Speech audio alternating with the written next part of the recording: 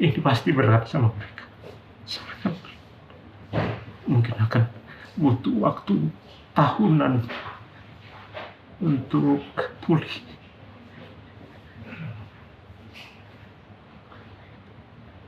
Itu aja.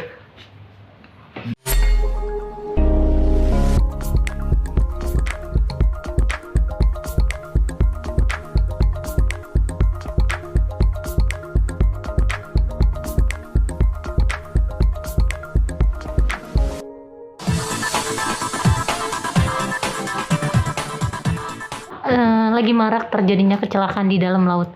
Melihat kejadian tersebut, pendapat Bapak seperti apa sih, Pak? Ini sebetulnya sudah bisa diperkirakan ya. Kencangan dikit, Pak. Ini sebetulnya sudah bisa diperkirakan. Kenapa? Karena itu kan kapal-kapal tua. Dan sudah beredar berita, sebetulnya komandan kapal sudah meminta kapal itu diservis dulu sebelum berangkat ke Bali. Tetapi oleh pimpinan tetap disuruh ke Bali. Jadi sebetulnya seperti sudah ada semacam perkiraan, wah ini bakal begini. Karena kapten kapal almarhum Heri sudah minta ini kapal di servis ya, kalau kita mah overhaul ya.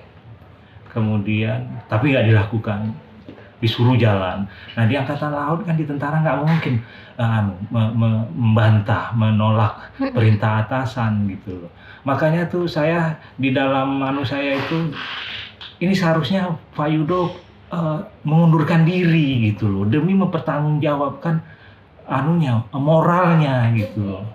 Anak buah udah minta ini diservis dulu tapi nggak dilakukan. Itulah yang terjadi gitu loh. Sedih kita melihatnya.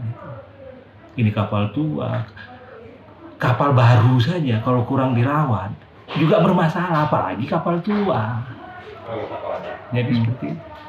Dan untuk laut yang dalam itu bisa dikatakan, seperti apa sih, Pak? Terus adakah laut yang paling berbahaya, misalnya seperti kejadian di Bali baru-baru ini? Jadi begini, kalau sudah di kedalaman itu bahaya.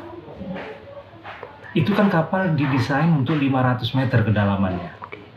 Tapi dia sudah tenggelam sudah 850.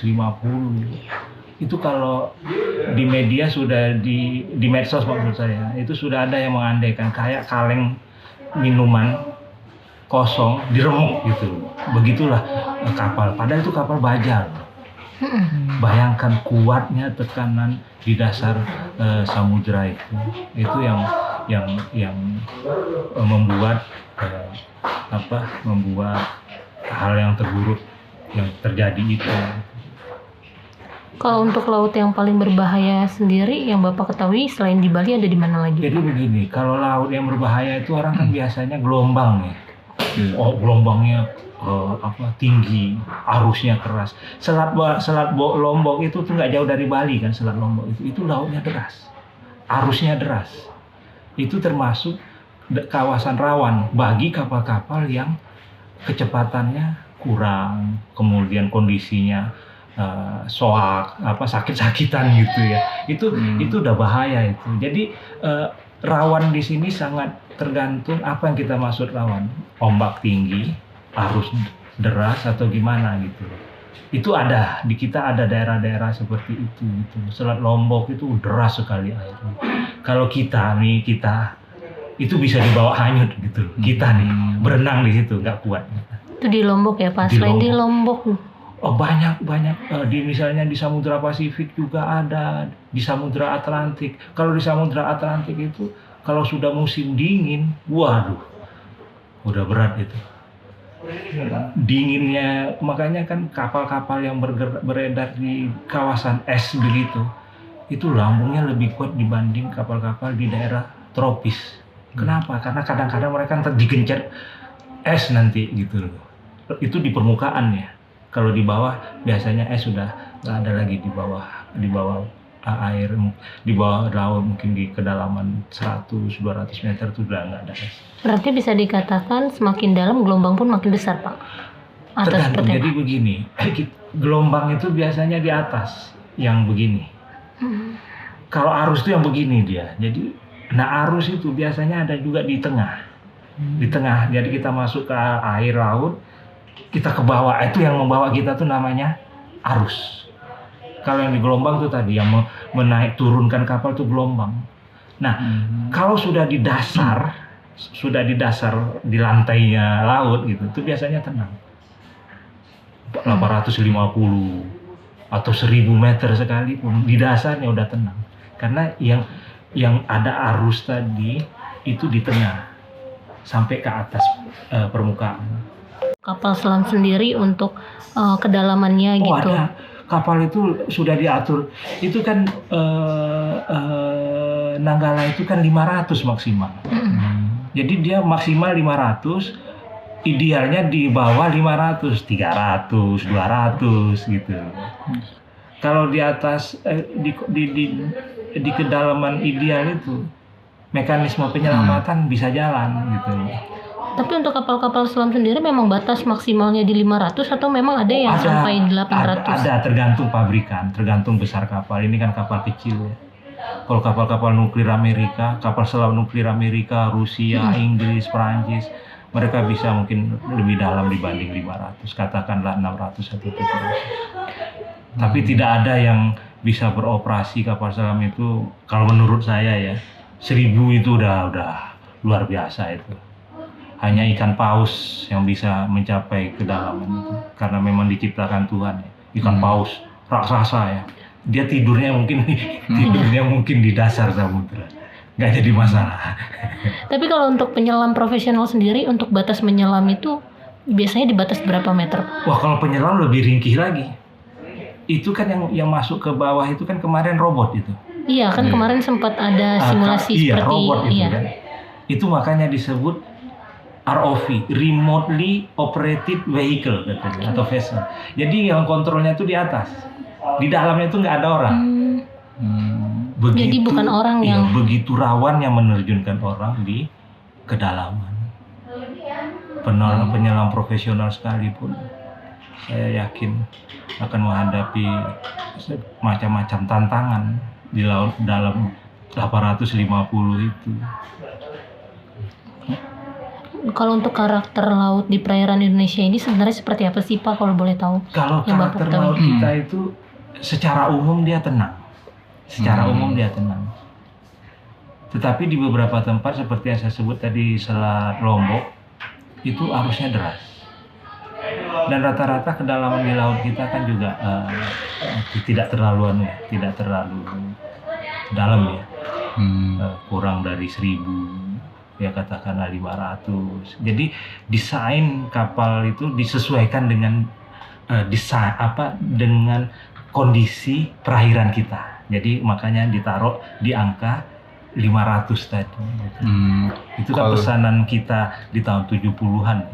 Kalau pada kedalaman berapa seseorang atau kapal selam bisa bertahan di dalam laut, Pak? Ya itu tadi, di dalam batasan anunya dia itu aja gitu. Lewat dari itu ya macam-macam, rusak orangnya, rusak kapalnya gitu. Bila mana melebihi dari ambang batas, apa yang terjadi dengan orang yang menyelam, Pak? Jadi itu misalnya kayak itu kan terbelah 3. Terbelah 3, bayangin. Seberapa kuat tekanannya itu baja loh. Bayangin badan kita yang daging. Saya nggak kebayang tuh kayak apa. Jasad ABK ya kalau ditemukan, pasti menyedihkan.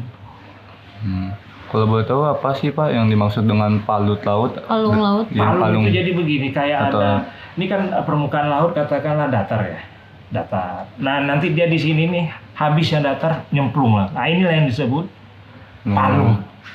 Jadi ini permukaan datar. Setelah permukaan datar itu habis, ada jurang. Itu menuju ke bawah lagi, entah di mana, kayak apa di bawahnya tuh nggak ada yang tahu. Makanya disebut palung. Mariana Trench kata orang, yang paling dalam palung di dunia ini. 10.000 kalau nggak salah saya, 10.000-an meter, berarti 10 kilo. 10.000 meter, 10 kilo. Tapi palung laut sendiri ada pengaruhnya nggak sih Pak? Ke ada pengaruh atau efeknya juga nggak sih di iya, itu? itu jangan-jangan nggak ada kehidupan di situ kecuali makhluk-makhluk yang diciptakan oleh Tuhan untuk bisa itu. Dan biasanya hiu-hiu raksasa yang kadang-kadang kalau kita lihat itu mengerikan. Ya mungkin dia nggak pernah ke atas, dia adanya di bawah. Itu yang apa? Yang ya kalau menurut saya ilmu pengetahuan sih sebetulnya sudah bisa mengirimkan robot itu ke bawah ya, bisa. Tapi dengan didatangkan kapal selam dari negara lain, apakah nantinya akan bisa membantu juga untuk menemukan di kedalaman 800 meter tersebut? Sudah kan kita dapat gambar itu kan di dalam kedalaman 800 itu kan, 50. iya. Sudah dapat. Itu tuh kan pakai apa? ROV-nya kapal Singapura. Nah, jadi itulah makanya kita dapat video-video, foto-foto dari kedalaman.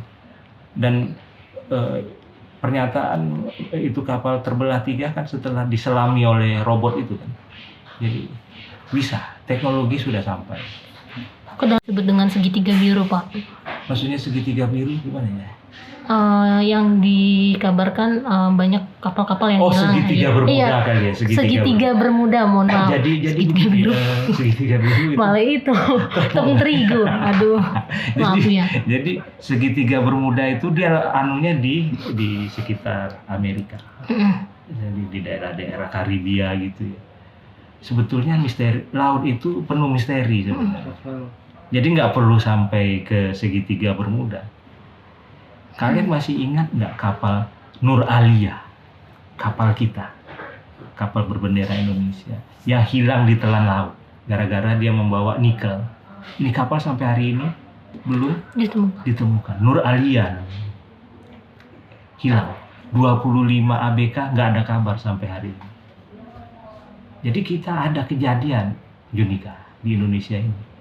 Laut kita ini juga ada menelan korban juga. Itu kapal membawa nikel dari daerah Sulawesi, entah bagaimana mengalami perubahan di dalam palka kapal. Akhirnya kapal kehilangan keseimbangan, langsung nyungsep ke dalam laut. Sampai hari ini nggak ada kabar. 25 ABK-nya, 25 keluarga juga bersedih. Itu sekitar 2019 kejadiannya. Kapal Nur Alia. Oke Pak, mungkin doa dan harapan untuk kejadian kemarin yang saat ini sedang lagi dirasakan oleh. Ya ini terus terang menyedihkan. Saya bukan mau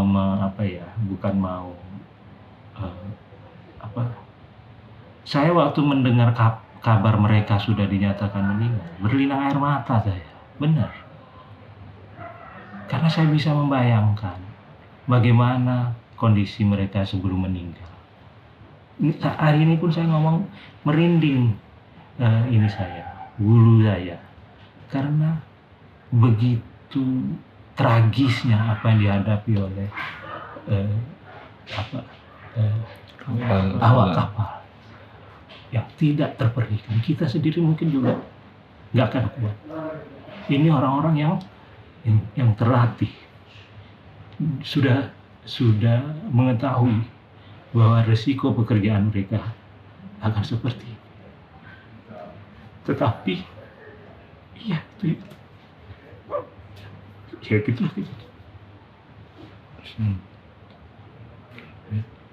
Sedikit Pak untuk keluarga yang ditinggalkan. Doanya.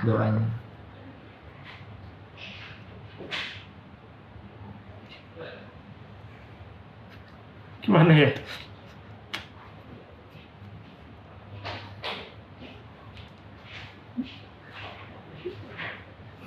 Ini pasti berat sama mereka. Sangat berat. Mungkin akan butuh waktu tahunan untuk pulih.